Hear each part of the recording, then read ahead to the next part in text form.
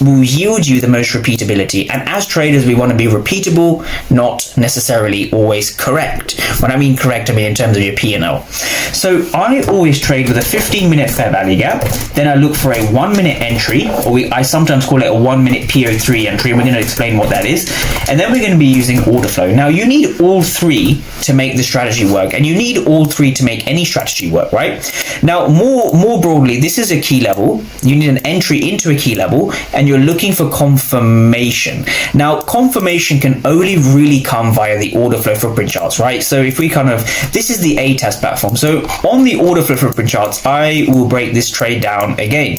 So this same trade is on the ATAS platform over here, and notice how the ATAS platform gives you the same exact candles, but you can zoom into the candles, right? This is what makes your trading unique, right? So if you find yourself getting to a fair value gap or a support and resistance, and you don't really know what's happening, you're leaving your trading to chance, i.e. you're gambling. So a quick way to avoid gambling is to understand what is going on at key levels, right? So what we can see over here is we can see price bouncing higher in this rangy market. So what's interesting here, if we kind of dive into these candles a little bit, what I want traders to understand is we are going to be breaking down the science and the logic behind this. So notice how we have 1, 2, 3, 4, 5, 6, 7 candles on the 15-minute chart before the move higher. So that's about an hour and a half, or even close to 2 hours of ranging. So we're going to figure out how we can kind of get around this, right? How to trade a choppy market.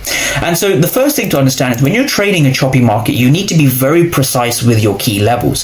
So how do I form a key level? How do I know where I'm trading from? A